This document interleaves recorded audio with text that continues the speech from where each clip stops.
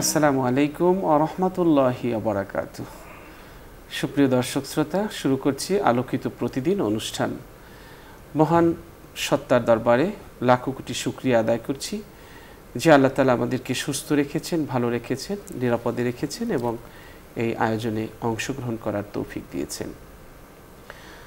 সুপ্রিয় দর্শক শ্রোতা, আজ আমরা একটি চমৎকার বিষয় নিয়ে কথা বলবো। আর এই বিষয় নিয়ে কথা বলতে আমাদের স্টুডিওতে উপস্থিত হয়েছেন একজন বিশিষ্ট আলেম। আজ আমাদের সাথে অতিথি হিসেবে আছেন জাতীয় মসজিদ বাইতুল মোকাররমের সম্মানিত পেশ ইমাম, বিশিষ্ট ইসলামী চিন্তাবিদ হাফেজ মাওলানা মুফতি ইহসানুল হক জিলানী।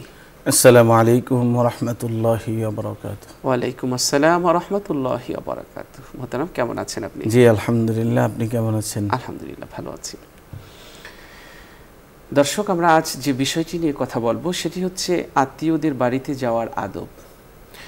মহান সত্তা পৃথিবীর সব কিছুকে আমাদের জীবন চলতে যা লাগে সব কিছুকে তিনি বুঝিয়ে দিয়েছেন এবং সব কিছুকে তিনি স্পষ্ট করেছেন আমাদের জীবন আচার কেমন হবে। আমরা জানি রাসূল সাল্লাল্লাহু আলাইহি সাল্লাম বলেছেন যে মুমিন মানুষের সঙ্গে মেলামেশা করে এবং তাদের জ্বালাতনে ধৈর্য ধারণ করে, সে এমন মুমিনের তুলনায় অধিক সওয়াবের অধিকারী হয় যে জনগণের সঙ্গে মেলামেশা করে না এবং তাদের জ্বালাতনেও ধৈর্য ধারণ করে না। ইবনে মাজায় এই হাদিসটি এসেছে। আত্মীয় স্বজনের পারস্পরিক দেখা সাক্ষাৎ সাধারণত মুস্তাহাব, চাই তারা সুখে থাকুক বা দুঃখে থাকুক, সুস্থ থাকুক বা অসুস্থ থাকুক।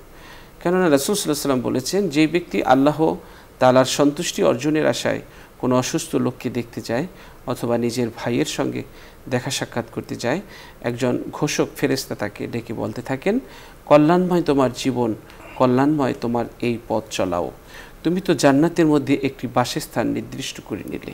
তিরমিজি শরীফের হাদিস। আত্মীয় স্বজনের বাড়িতে আমরা যাই, কেন যাই আমরা? মুমিন ব্যক্তি অন্যের বাড়িতে বেড়াতে যাবে আল্লাহর নির্দেশ আত্মীয়র সম্পর্ক রক্ষার মাধ্যমে তার জীবন অর্জনের, তার সন্তুষ্টি অর্জনের জন্যে। কেননা যে ব্যক্তি আল্লাহর সন্তুষ্টির জন্য অপর ভাইয়ের সঙ্গে সাক্ষাৎ করতে যায়, তার ব্যাপারে একজন ফেরেশতা আল্লাহর পক্ষ থেকে এই সুসংবাদ পৌঁছায় যে আল্লাহ তোমাকে ভালোবাসেন, যেমন তুমি তোমার ভাইকে তার ওই সন্তুষ্টি অর্জনের জন্য ভালোবেসেছ। মুসলিম শরীফের হাদিস। এখন আমরা আসলে এককেন্দ্রিক হয়ে গেছি, আমরা খুব বেশি সেলফিস্ট হয়ে গেছি। আমরা আসলে আমারটা নিয়েই সবসময় ব্যস্ত থাকি। অন্যের খোঁজ খবর, অন্যের দুঃখে পাশে দাঁড়ানো, অন্যের কষ্টে একটু কষ্ট পাওয়া, এগুলো আমাদের ভিতর থেকে দিন দিন উঠে যাচ্ছে। সাক্ষাৎ যখন আমরা করব আত্মীয় স্বজনের সাথে, যেমন আত্মীয় স্বজনের সঙ্গে যোগাযোগ এবং সাক্ষাৎ সাধারণ সময় মোস্তাহাব, তবে কখনো কখনো তা আবশ্যক হয়ে যায়। যেমন মা বাবার সঙ্গে সাক্ষাৎ, মা বাবার সঙ্গে যোগাযোগ রক্ষা করা, নিয়মিত সাক্ষাৎ করা এবং তাদের খোঁজ খবর রাখা সন্তানের দায়িত্ব। যখন মা বাবা বার্ধক্যে উপনীত হন অথবা অক্ষম হয়ে পড়েন, তখন তাদেরকে খেয়াল করতে হবে। আল্লাহ বলেছেন, প্রতিপালক আদেশ দিয়েছেন মা বাবার প্রতি সদ্ব্যবহার করতে। তাদের একজন অথবা উভয়জন যদি বার্ধক্যে উপনীত হয়, তখন রহমতের ডানা বিছিয়ে দিতে হবে তাদের পায়ের নিচে, তাদের খেদমত করতে হবে। এমন রুষ্ট আচরণ করা যাবে না যেন তারা কষ্ট পেয়ে শব্দটা পর্যন্ত বলে। আমরা আজকের পুরো অনুষ্ঠান জুড়েই আমরা এই বিষয়টি নিয়ে আলোচনা করব যে আমরা আত্মীয় স্বজনের সাথে কীভাবে সাক্ষাৎ করব, অসুস্থ হলে কীভাবে তাদের খোঁজখবর নেব, বিপদগ্রস্ত হলে, মারা গেলে কীভাবে তাদের খোঁজখবর নেব এবং আত্মীয়তার সম্পর্ক ধরে রাখতে আমরা কতটুকু ভূমিকা রাখব। বিনা প্রয়োজনে আমরা দীর্ঘ সময় আসলে যে আমাদের আত্মীয়র বাড়িতে অবস্থান করা ঠিক নয়, সে বিষয়ে ইসলাম কি বলেছে, এবং কোথাও বেড়াতে গেলে যে আমরা পর্দা লঙ্ঘন করি, নামাজ কালাম ছেড়ে দিয়ে আনন্দ উল্লাসে মেতে উঠি, এ ব্যাপারে ইসলাম কি বলেছেন, এর নানান দিক নিয়ে আমরা আজকের অতিথির কাছ থেকে শুনবো। চলুন। জি মোহতারাম। ধন্যবাদ মোহতারাম উপস্থাপক আপনাকে। আজকে যে বিষয়টা আপনি নিয়ে এসছেন, বিষয়টা আসলে আমাদের দৈনন্দিন জীবনের ক্ষেত্রে খুবই গুরুত্বপূর্ণ। আত্মীয় স্বজন এটা আল্লাহ পাক রব্বুল আলামিনের পক্ষ থেকে একটি নিয়ামত। কারণ পৃথিবীতে আত্মীয়তার এই বন্ধন ছাড়া মানুষ চলতে পারবে না, অসম্ভব।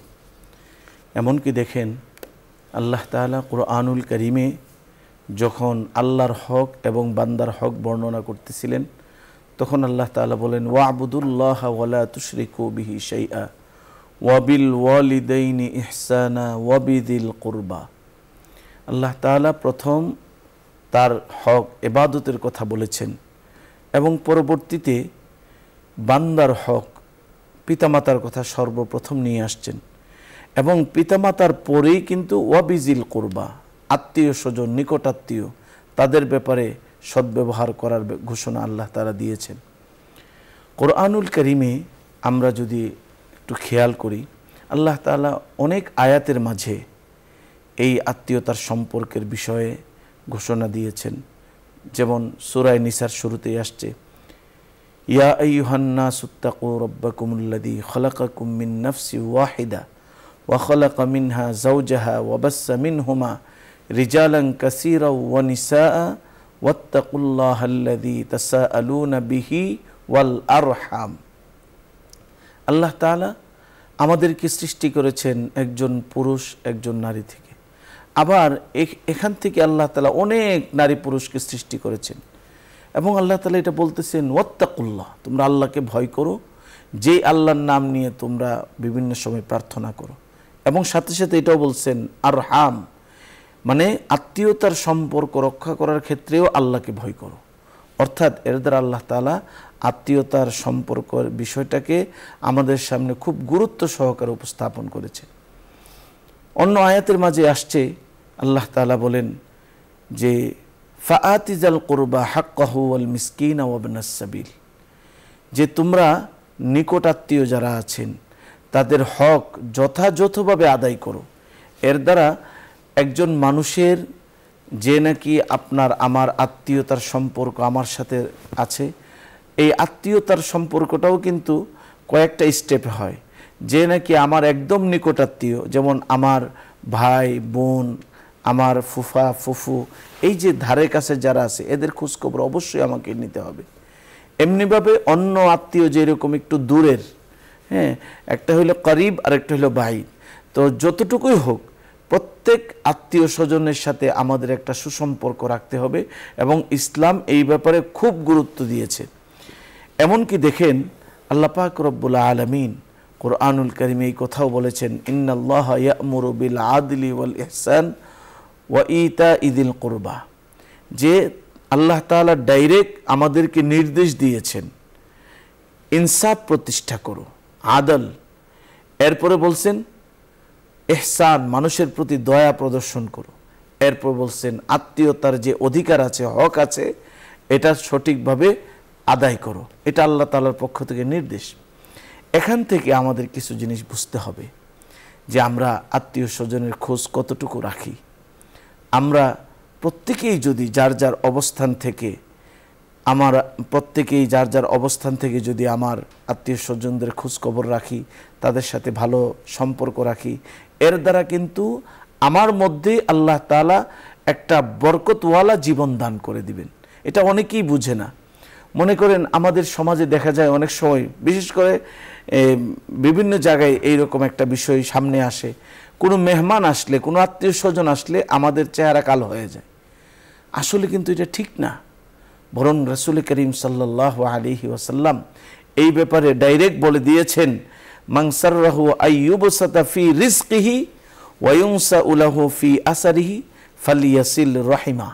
রাসূল সাল্লাল্লাহু ডাইরেক্ট বলেছেন, কেউ যদি তার রিজিকের মধ্যে প্রশস্ততা কামনা করে, অর্থাৎ তার রিজিকের মধ্যে বরকতের আশা করে এবং তার হায়াতের মধ্যে বরকতের আশা করে, তো সে যেন তার আত্মীয়তার সম্পর্ক সঠিকভাবে বজায় রাখে। অর্থাৎ মেহমান আসলে, কারণ মেহমান তো তার রিজিক নিয়েই আসছে।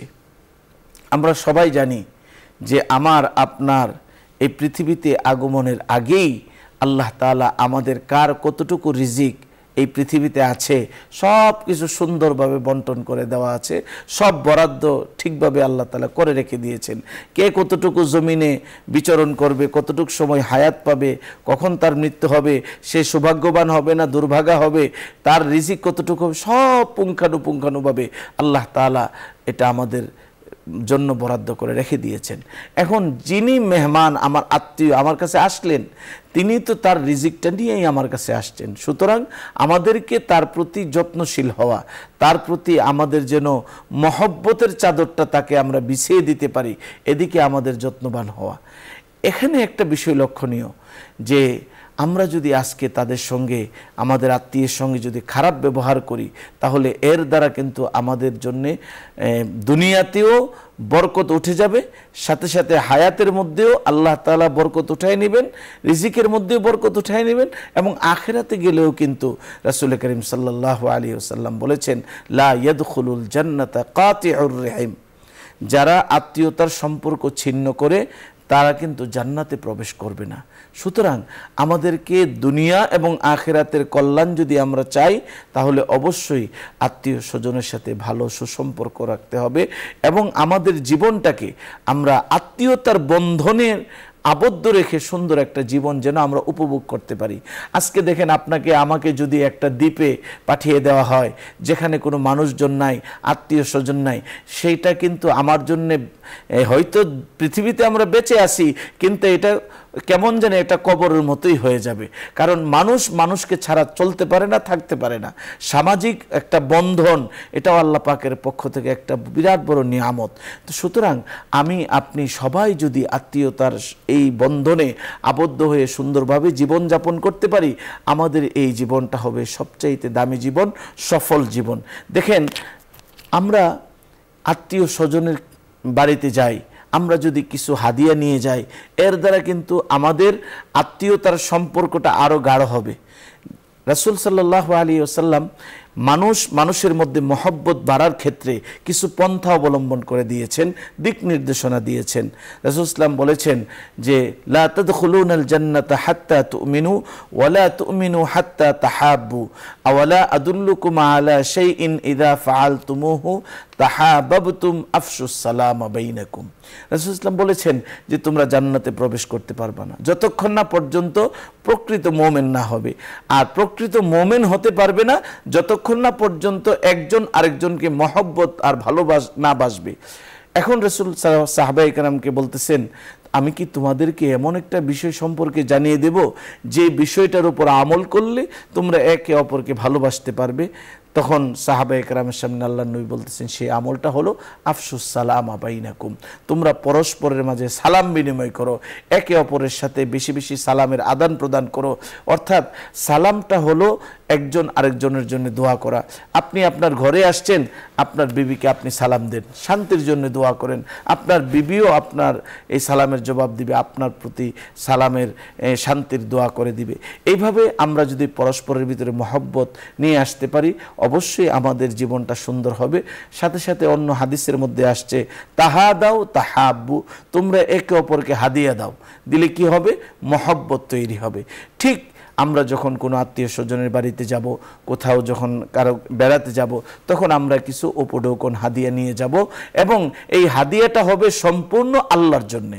এটা কারো বাহবা পাওয়ার জন্য নয়, বরং আল্লাহকে রাজি খুশি করার নিয়তে, এবং এই আমলটা একটা সুন্নাহ, এর উপর ভিত্তি করে আমরা যখন হাদিয়াটুকু নিয়ে যাব, দেখা যাবে এটা আরও হৃদ্যতা বাড়িয়ে দিবে, এটা আরও মহব্বত আমাদেরকে বাড়িয়ে দিবে। এইভাবে যদি আমরা প্রত্যেকেই যার যার অবস্থান থেকে এই আমলটুকু করতে পারি, আশা করা যায় আত্মীয়তার সম্পর্কের মধ্যে আল্লাহ পাকের পক্ষ থেকে বরকত চলে আসবে। এক হাদিসের মধ্যে রাসূল করিম সাল্লাল্লাহু আলাইহি ওয়াসাল্লাম বলেছেন, আস-সাদাকাতু আলাল মিসকিন সাদাকা, যে আপনি যদি কোনো মিসকিনকে দান করেন, সদকা করেন, তো এটার দ্বারা একটা সওয়াব পাওয়া যাবে, শুধু সদকা করার সওয়াবটা আপনি পাইলেন। আর এই সদকাটা যদি আলা জিল কারাবা, অর্থাৎ আত্মীয়তার সম্পর্কের বন্ধনে আবদ্ধ এমন ব্যক্তিকে যদি এই সদকাটুকু করা হয়, দান করা হয়, তাহলে এর দ্বারা দুইটা সওয়াব, একটা হলো সদকার সওয়াব আর একটা হলো আত্মীয়তার সম্পর্ক বজায় রাখার সওয়াব। সুতরাং বোঝা গেল আমরা যখন আমাদের দান খয়রাত করব, আমাদের যখন কিছু টাকা পয়সা আল্লাহর রাস্তায় খরচ করব, এই ক্ষেত্রে আমাদের প্রথম চয়েস হবে আমার নিকটাত্মীয়, আমার ভাই, আমার বোন, আমার যারা ফুফু খালা, যারা গরিব অসহায় আছে, তাদেরকে আমরা প্রথম চয়েসের মধ্যে রাখবো, কারণ তারাই প্রথম হকদার। এক্ষেত্রে এইভাবে যদি আমরা করতে পারি, তাহলে একে তো আমি দানের সওয়াবও পেয়ে গেলাম, সাথে সাথে আত্মীয়তার সম্পর্ক বজায় রাখার কারণে আমি সেই সওয়াবটুকু পেয়ে গেলাম, সেই সুন্নতের উপর আমল হয়ে গেল। দেখেন আমাদের নবী কিন্তু এই সিফতের ভরপুর ছিলেন। যেমন রাসূল করিম সাল্লাল্লাহু আলাইহি ওয়াসাল্লাম যখন হেরা গুহা থেকে চলে আসলেন মা খাদিজাতুল কুবরা রাদিয়াল্লাহু তাআলা আনহার কাছে, আসার পরে তিনি কিন্তু একদম নার্ভাস হয়ে গেছিলেন এবং উনি বলতেছিলেন, জাম্মিলুনি জাম্মিলুনি জাম্মিলুনি, আমাকে তুমি ভালো করে কম্বল দিয়ে আবৃত করো, কেমন জানি আমার মধ্যে ভীত সন্ত্রস্ততা কাজ করতেছে, আমি কিছুই বলতে পারতেছি না, মানে একটা কাঁপুনি ভাব। তখন মা খাদিজাতুল কুবরা রাদিয়াল্লাহু তাআলা আনহা আল্লাহর নবীকে সান্ত্বনা দিয়েছিলেন, ইন্নাকা লাতাসিলুর রাহিম, নবী আপনি কিন্তু ঘাবড়ায়েন না, আপনি তো আত্মীয়তার সম্পর্ক স্থাপনকারী, আপনি তো মানুষের সাথে, আপনার আত্মীয় সবার সাথে আপনি তো আত্মীয়তার সম্পর্ক বজায় রাখেন, আপনি কেন ঘাবড়াইতেছেন? ওয়াতাহমিলুল কাল্লা, এবং যারা অভাবীদের অভাবের বোঝা বহন করার জন্য আপনি সব সময় সজাগ থাকেন, সচেতন থাকেন। ওয়াতাকসিবুল মাদুম, যারা নিঃস্ব তাদেরকে আপনি উপার্জন করে করে তাদের নিঃস্বতা দূর করার জন্য আপনি চেষ্টা করেন। ওয়াতুঈনু আলা নাওয়াইবিল হক, এবং বিপর্যয় যখন আসে তখন সর্বপ্রথম আপনিই সহযোগিতার হাত বাড়িয়ে দেন। সুতরাং আপনি কেন নার্ভাস হবেন, আপনি কেন এই ভীত সন্ত্রস্ত হবেন? তো এর দ্বারাও প্রমাণ বহন করে যে আত্মীয়তার সম্পর্ক বজায় রাখা, আত্মীয় স্বজনদের সাথে সুসম্পর্ক রাখা, এটা গুরুত্বপূর্ণ একটা আমল। এই আমলটা যদি আজকে আমাদের মাঝে সুন্দরভাবে সুন্নাহ মোতাবেক সঠিকভাবে আদায় হয়, আশা করা যায় এই সমাজ থেকে অন্যায়, অবিচার, জুলুম সব দূর হয়ে যাবে। আজকে দেখেন ভাই বোনের হক সঠিকভাবে আদায় করে না, যার কারণে দেখা যায় ভাই বোনের সাথে অনেক সম্পর্ক দূরত্ব তৈরি হয়ে যায়, কেউ কারো চেহারাও দেখতে চায় না, এমন পর্যায়ে এমনকি মামলা মোকদ্দমা পর্যন্ত তারা চলে যায়। মূল কারণ একটাই, যে দুনিয়ার এই লোভ লালসা আমাদেরকে গ্রাস করে ফেলেছে। আমরা এই লোভ লালসা থেকে বের হয়ে আত্মীয়তার সম্পর্কে কিভাবে রক্ষা করা যায়, এর পিছনে আমাদের মেহনত করা দরকার এবং সজাগ থাকা দরকার, এবং এটার মধ্যেই যে সৌন্দর্য আছে এটা খুঁজে বের করা দরকার। আল্লাহ আমাদের তৌফিক দান করুন। আমিন। দর্শক মোহতারাম, খুব গুরুত্বপূর্ণ আলোচনা করেছেন। যখন আল্লাহ তাআলা সৃষ্টি করেন, সৃষ্টি কাজ সমাধান করার জন্য আত্মীয়তার সম্পর্ককে বলেন যে তুমি কি এতে খুশি নাও যে তোমার সঙ্গে যে সম্পর্ক রাখবে, যে সুসম্পর্ক রাখবে, আমিও তার সঙ্গে সুসম্পর্ক রাখবো, আর যে তোমার সঙ্গে সম্পর্ক ছিন্ন করবে আমিও তার সঙ্গে সম্পর্ক ছিন্ন করব। সুবহানাল্লাহ। অর্থাৎ আত্মীয়তার সম্পর্ক ছিন্ন হয়ে যাওয়ার ভয় থাকলে তা রক্ষার জন্য আত্মীয় স্বজনদের বাড়িতে যাওয়া আবশ্যক। নবী পাক সাল্লাল্লাহু আলাইহি ওয়াসাল্লাম বলেন, যখন আল্লাহ সৃষ্টির কাজ সমাধান করার জন্য আত্মীয়তার সম্পর্ককে বললেন, তুমি কি এতে খুশি নাও যে আমি তার সঙ্গে সুসম্পর্ক রাখবো, যে মানে এই আত্মীয়দের সঙ্গে সুসম্পর্ক রাখবে। তো এখানে আমরা যদি আত্মীয়দের সাথে সুসম্পর্ক রাখি, আল্লাহ তাআলা আমাদের সাথে সুসম্পর্ক রাখবেন। এই জিনিসগুলো আমাদের খেয়াল রাখতে হবে। নবী পাক সাল্লাল্লাহু আলাইহি ওয়াসাল্লাম বলেন, যে ব্যক্তি তার মুমিন ভাইকে তার বিপদে সান্ত্বনা দেবে, আল্লাহ তাআলা কিয়ামতের দিন তাকে সম্মানের পোশাক পরাবেন। ইবনে মাজার হাদিস। সুবহানাল্লাহ। কিন্তু আমরা সুখের দিনে মানুষের পাশে থাকি, যখন দুর্দিন আসে তখন কেউ তার কাছে আর আমরা যাই না, আমরা আর খুঁজে পাওয়া যায় না। যে মানুষ যার সাথে দেখা করার জন্যে ঘন্টার পর ঘন্টা অপেক্ষা করা হতো, যখন তার ক্ষমতা পথ থাকে না তখন তাকে দেখার জন্যে তার কাছে আর কেউ আসে না। তো আমরা আসলে সুদিনে দুর্দিনে সবসময় আমাদের আত্মীয়দের খোঁজখবর রাখব। মায়েশা সিদ্দিকা রাদিয়াল্লাহু তাআলা আনহা বলেন, আমাদের উপর এমন কোনো দিন যায়নি যেই দিনের দুই প্রান্তে সকালে এবং বিকালে রাসূল সাল্লাল্লাহু আলাইহি ওয়াসাল্লাম আমাদের কাছে আসতেন না। সুবহানাল্লাহ, সুবহানাল্লাহ। অর্থাৎ বারবার আসা কি দোষের, এই বিষয়ে যদি আমরা আলাপ করতে চাই তাহলে দেখব যে সম্পর্ক যদি অতি ঘনিষ্ঠ হয় তবে বারবার আসা দোষের নয়, তবে এত বেশিবার আসা উচিত নয় যার দ্বারা অন্যের ব্যক্তিগত এবং পারিবারিক জীবনের সমস্যা বিনষ্ট হয়।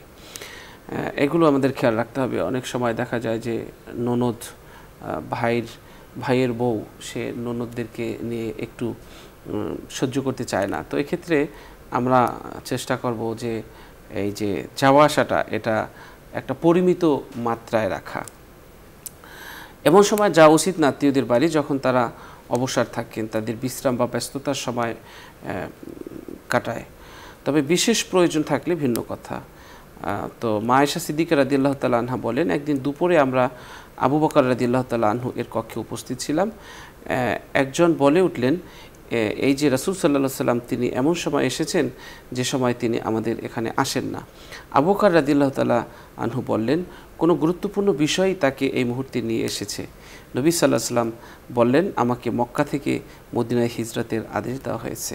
সহিহ বুখারী শরীফের হাদিস। সুবহানাল্লাহ। তো আমরা অসুস্থদের খোঁজ খবর নেব। নবীজি বলেছেন, কিয়ামতের দিন আল্লাহ তাআলা বলবেন, হে আদম সন্তান, আমি অসুস্থ হয়েছিলাম, তুমি আমার সেবা যত্ন করনি। সে বলবে, হে আমার প্রতিপালক, আমি কিভাবে আপনার সেবা যত্ন করব, অথচ আপনি জগতের প্রতিপালক। আল্লাহ বলবেন, তুমি কি জানতে না আমার অমুক বান্দা অসুস্থ হয়েছিল, অথচ তুমি তার সেবা করনি। তুমি কি জানোনি যে যদি তুমি তার সেবা করতে তবে তার কাছেই আমাকে পেতে। সহিহ মুসলিম শরীফের হাদিস। এজন্য আমরা খোঁজখবর নেব আত্মীয় স্বজনদেরকে। আল্লাহ তাআলা কোরআনুল কারিমে বলেছেন, হে মুমিনরা, তোমরা নিজেদের ঘর ছাড়া অন্য কারো ঘরের অধিবাসীদের অনুমতি না নিয়ে তোমরা তাদের সালাম না দিয়ে প্রবেশ করো না। এটা তোমাদের জন্য উত্তম, যাতে তোমরা উপদেশ গ্রহণ করো। তো আমরা যখন যাওয়ার আগে যোগাযোগ করে আমরা যাব, অথবা ঘরে প্রবেশ করার আগে সালাম দেব। আমরা এমন সময় গিয়ে পৌঁছলাম, মানে সে বিব্রত বোধ করছে, তাকে বলা না কওয়া না, আমরা হুট করে গিয়ে হাজির হলাম, এটা করা না, তাকে অন্তত অবগত করা। এরপরে ঘরে প্রবেশের আগে অনুমতি চাইতে হবে। বর্তমান যুগে যোগাযোগ করা সহজ হওয়ায় এই আলেমরা কারো বাড়িতে যাওয়ার আগে তাকে জানিয়ে যাওয়ার পরামর্শ দেন। এরপরে আমরা বিনা প্রয়োজনে দীর্ঘক্ষণ বা দীর্ঘদিন অবস্থান করব না আত্মীয় স্বজনের বাড়িতে। বিনা প্রয়োজনে অবস্থান এবং সাক্ষাৎ দীর্ঘ না করাই উত্তম। কোরআনুল কারিমে আল্লাহ তাআলা বলেছেন, তোমাদের আহ্বান করলে তোমরা ঘরে প্রবেশ করো এবং খাওয়া শেষে তোমরা চলে যেও। তোমরা কথাবার্তায় মশগুল হয়ে পড়ো না, কেননা তোমাদের এই আচরণ নবীকে পীড়া দেয়। সে তোমাদের উঠিয়ে দিতে সংকোচ বোধ করেন, কিন্তু আল্লাহ সত্য বলতে সংকোচ বোধ করেন না। সুবহানাল্লাহ। তো এই আয়াতের মাধ্যমে আমরা বুঝতে পারি যে আমরা আসলে মেহমানদারি শেষ বিনা প্রয়োজনে আমরা সেখানে বেশিক্ষণ অপেক্ষা না করি। এরপরে হলো আমরা যখন কারো বাড়ি বেড়াতে যাব তখন সব জায়গায় সর্বত্র আমরা প্রবেশ না করি। কারো বাড়িতে বেড়াতে গেলে সর্বত্র প্রবেশ করা এবং যেখানে সেখানে বসে না পড়া, এটা আমাদের কর্তব্য। বিশেষ করে যেখানে প্রবেশ করা মানুষ অপছন্দ করে তারা বাড়িওয়ালারা, যেমন শোয়ার ঘর এবং যেই জায়গাগুলোতে অপছন্দ করে সেই জায়গাগুলোতে আমাদের প্রবেশ না করা। রাসূল সাল্লাল্লাহু আলাইহি ওয়াসাল্লাম বলেন, কোনো ব্যক্তি অন্য ব্যক্তির অনুমতি ছাড়া তার বাড়িতে তার বিছানায় বসবে না। মুসলিম শরীফের হাদিস। রাসূল সাল্লাল্লাহু আলাইহি ওয়াসাল্লাম হুঁশিয়ারি উচ্চারণ করে বলেছেন যে, সাবধান, নারীদের কাছে তোমরা প্রবেশ করা পরিত্যাগ করো। সে সময় আনসারীদের এক লোক বলল, দেবর সম্পর্কে আপনার কি মত? তিনি বললেন, দেবর তো মৃত্যু সমতুল্য। সহিহ মুসলিম শরীফ। অর্থাৎ পর্দার বিষয়ে আমাদের সতর্ক থাকতে হবে। আত্মীয় স্বজনের বাড়িতে বেড়াতে গেলে অনেক সময় দেখা যায় যে পর্দার বিধান আমরা লঙ্ঘন করে ফেলি। তো পর্দা বিধান যেন লঙ্ঘন না হয় এই বিষয়গুলো আমাদের খেয়াল রাখতে হবে। এরপরে মেহমান আসলে আমাদেরকে খুশি হতে হবে, এবং আমরা মনে যদি করি যে মেহমানকে খাওয়ালে কমে যাবে, এটা ভুল ধারণা। যেই ঘাটের পানি মানুষ খায় সেই ঘাটের পানি কখনো কমে না। ছোটবেলাতে একটা গল্প শুনেছিলাম, আমার এক উস্তাদ একটি ঘটনা এভাবে আমাদেরকে শুনিয়েছিলেন যে এক বাড়িতে এক ভাইয়ের বোন আসতো বেড়াতে, মাঝে মাঝে মা বাবা নেই, বোন বেড়াতে আসতো। কিন্তু ভাইয়ের বউ এই বোনকে সহ্য করতে পারতো না। তো সিদ্ধান্ত নিল যে এমন একটা পথ অবলম্বন করব যে কখনো যেন আর এই ননদ তার বাড়িতে না আসে। তো আসার পরে সে ইতে থাকলো যে কিভাবে এই পরিকল্পনাটা করা যায়। তো একদিন আসলো, আসার পরে বোন বলল কি, ভাবি এই যে তোমাদের যে মরিচ যেটা দিয়ে পিষে, এটাকে পুতা বলে, বলল যে এটা আমার খুব পছন্দ হয়েছে, এটা আমি নিতে চাই। তো তো ভাইয়ের বউ বলল যে সর্বনাশ, এটা তো তোমার ভাই খুব পছন্দ করে এনেছে, এইটা আর নেওয়া যাবে না। তো এইটা নেওয়া যাবে না। তো বলল যে ঠিক আছে, তাহলে আমি অন্য সময় নেব। তো এইভাবে কথাবার্তা বলল। কথাবার্তা বলার পরে এক সময় তাকে তাড়ানোর জন্য ভাইয়ের বউ যে সে বলল যে দেখো, তোমার ভাই তো তোমার উপরে রেগে আছে খুব করে, সে বলছে যে তুমি যদি আর এই বাড়িতে বেড়াতে আসো তাহলে তোমাকে পুতা দিয়ে মারবে। তো খুব কষ্ট পেল, কষ্ট পেয়ে সে চলে গেল। তো কিছুক্ষণ পরে ভাই যখন বাড়িতে আসলো, ভাইকে বলল দেখো, তোমার বোন তো পুতা চেয়েছিল, তাকে তো আমি দিতে পারিনি, তুমি এটা দিয়ে আসো। তো এখন ভাই বলতেছে, আরে আমার বোন এই জিনিসটা চেয়েছে, তুমি কেন দিলে না? তো ভাই সে পুতা নিয়ে দৌড়াচ্ছে বোনকে দেওয়ার জন্য। ভাই বলতেছে, বোন তুই এটা নিয়ে যা, নিয়ে যা।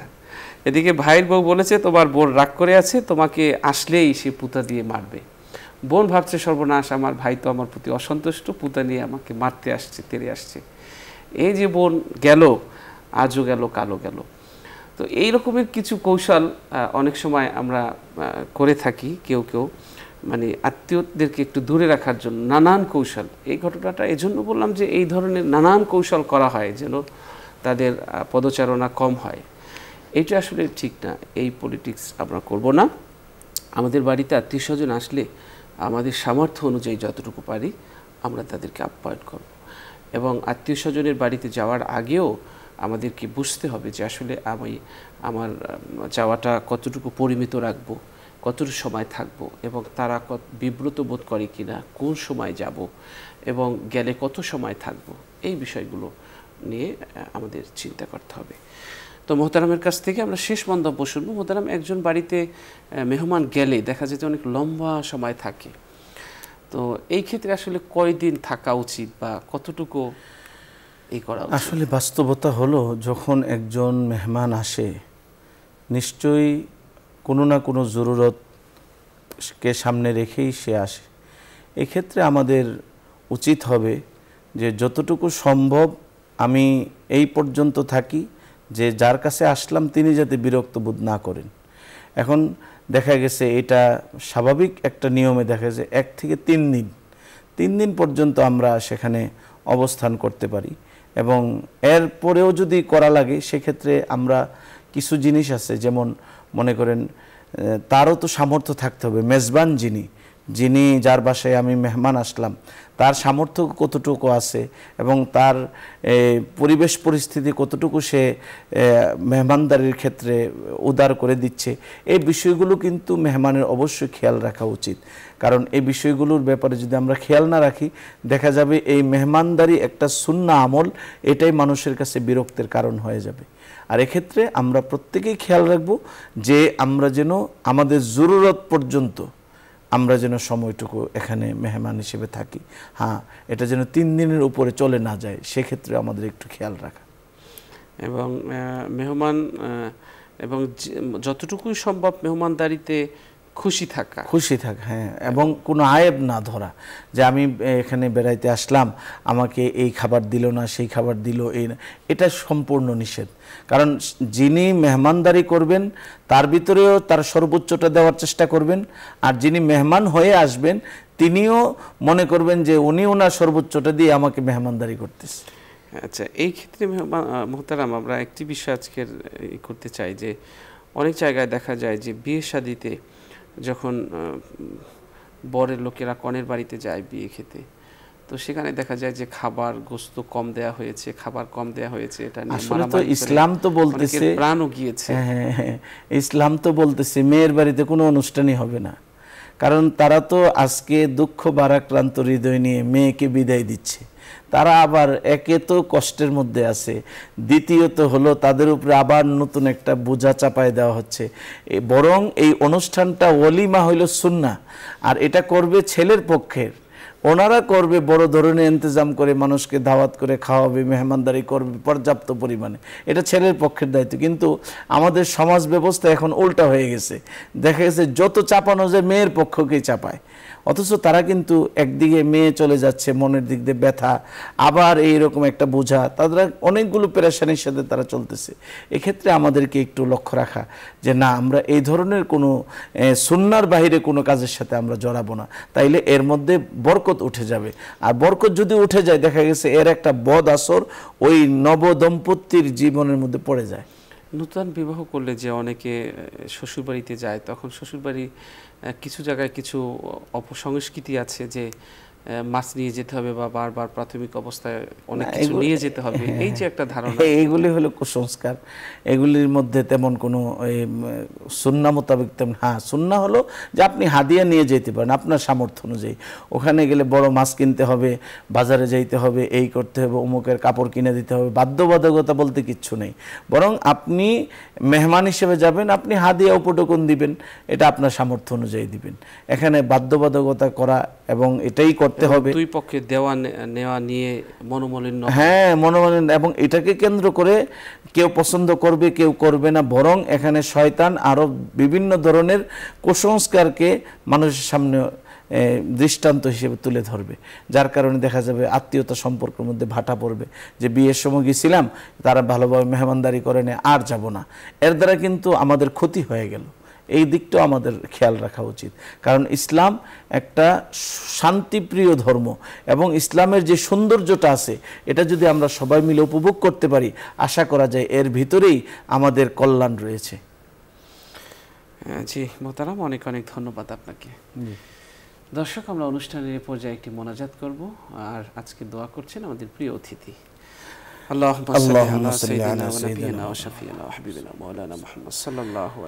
আলহামদুলিল্লাহি রাব্বিল আলামিন ওয়াসসালাতু ওয়াসসালামু আলা সাইয়্যিদিল আমবিয়াই ওয়াল মুরসালিন ওয়া আলা আলিহি ওয়া আসহাবিহি আজমাইন। ربنا ظلمنا أنفسنا وإن لم تغفر لنا وترحمنا لنكونن من الخاسرين. ربنا فاغفر لنا ذنوبنا وكفر عنا سيئاتنا وتوفنا مع الأبرار. ربنا آتنا في الدنيا حسنة وفي الآخرة حسنة وقنا عذاب النار وأدخلنا الجنة مع الأبرار. رب ارحمهما كما ربياني صغيرا. اللهم احفظنا من كل بلاء الدنيا وعذاب الآخرة. اللهم احفظ أولادنا واشف مرضانا وارحم موتانا يا أرحم الراحمين. رب العالمين, মেহেরবানি করে আমাদের জীবনের সমস্ত গুনাহ খাতাগুলো মাফ করে দিন। ইয়া আল্লাহ, আমাদের এই অনুষ্ঠানকে আপনি কবুল করে নিন। এই অনুষ্ঠানের মাধ্যমে যত বিষয়, যে সকল বিষয়গুলো ইয়া আল্লাহ প্রত্যেকটা মানুষের সামনে সামনে উপস্থিত করা হচ্ছে, আল্লাহ এই অনুষ্ঠানের মাধ্যমে প্রত্যেকটা মানুষকে আপনি হেদায়েতের রাস্তা উন্মুক্ত করে দিন। রব্বুল আলামিন সঠিক পথে চলার তৌফিক দান করে দিন। বিভিন্ন রকম ফিতনা ফাসাদ থেকে আপনি আমাদের সবাইকে হেফাজত করুন। ইয়া আল্লাহ, জীবনে চলাফেরা করতে গিয়ে অনেক ভুল ভ্রান্তি করেছি, অনেক নাফরমানি করেছি, প্রকাশ্যে গোপনে ইচ্ছায় অনিচ্ছায় কবিরা সগীরা শিরক বিদআত, আল্লাহ যত ধরনের গুনাহ করেছি তার থেকে তওবা করতেছি, আর গুনাহ করব না। মেহেরবানি করে আমাদের তওবাকে কবুল আর মঞ্জুর করে নিন রব্বুল আলামিন। ইয়া আল্লাহ, আমরা বড় গুনাহগার, আমাদের গুনাহের দিকে তাকাইলে মাপ পাওয়ার কোনো আশা করা যায় না। আপনার নাম তো রহমান, আপনার নাম তো গফফার, আপনার নামের উসিলায় আমাদের এই দোয়াকে আপনি কবুল করে নিন। আমাদের জিন্দেগির গুনাহগুলোকে মাফ করে দিন। আল্লাহ, আপনি তো বলেছেন লা তাকনাতু মির রাহমাতিল্লাহ, বান্দা যতই গুনাহ করিস না কেন আমার রহমত থেকে নিরাশ হয়ে যাইস না। আল্লাহ সেই আয়াতে কারিমার দিকে তাকিয়ে আপনার রহমতের বুক ভরা আশা নিয়ে ভিখারির মতো দুইটা হাত বাড়াইলাম। মেহেরবানি করে আমাদের দুইটা হাতকে আপনি খালি হাতে ফিরাইয়া দিয়েন না। রব্বুল আলামিন আমাদের সাথে যারা হাত তুলেছেন আল্লাহ সবাইকে দিনদার মুত্তাকি পরহেজগার বানায়া দেন, দ্বীনের উপর চলাটা সহজ করে দেন। ইয়া আল্লাহ মেহেরবানি করে আমাদের দেশের মধ্যে শান্তি এবং কামিয়াবির ফয়সালা করে দেন। হার রকমের বালা মুসিবত থেকে সবাইকে আপনি হেফাজত করুন। ইয়া আল্লাহ উম্মতে মুহাম্মদীকে আপনি ক্ষমা করে দিন। রব্বুল আলামিন এই অনুষ্ঠানকে আপনি কবুল করুন। ইয়া আল্লাহ এই অনুষ্ঠানের সঙ্গে যারা জড়িত আছেন সবাইকে আপনি কবুল করুন। মেহেরবানি করে আমাদের ফরিয়াদটুকু আপনি কবুল করে দিন। ইয়া আল্লাহ আমাদের প্রত্যেকের আপসের মধ্যে মিল মোহাব্বত পয়দা করে দিন। ইয়া আল্লাহ প্রত্যেকেই যেন আমরা সঠিক রাস্তায় চলতে পারি সেই তৌফিক দান করে দিন। সুবহানা রাব্বিকা রাব্বিল ইজ্জাতি আম্মা ইয়াসিফুন ওয়া সালামুন আলাল মুরসালিন ওয়ালহামদুলিল্লাহি রাব্বিল আলামিন। আমিন। দর্শক, আলোকিত প্রতিদিন অনুষ্ঠান একটি গবেষণামূলক অনুষ্ঠান। এই অনুষ্ঠানটি হলো একটি চিন্তাশীল ব্যক্তিদের জন্য চিন্তার খোরাকের অনুষ্ঠান। আমরা ইসলামী ব্যক্তিত্ব জগতের উজ্জ্বল নক্ষত্রদেরকে এই অনুষ্ঠানে আমন্ত্রণ জানিয়ে থাকি। তারা তাদের সেই জ্ঞানগর্ভ আলোচনা করে আমাদের এই অনুষ্ঠানকে আলোকিত করে থাকেন। তাই এই অনুষ্ঠান আপনারা নিয়মিত দেখুন এবং এই অনুষ্ঠানের সাথে থাকুন এবং অন্যকে দেখতে উৎসাহিত করুন। দেখা হবে আগামীকাল ঠিক এই সময়। আল্লাহ হাফেজ। আসসালামু আলাইকুম ওয়া রাহমাতুল্লাহি ওয়া বারাকাতুহু।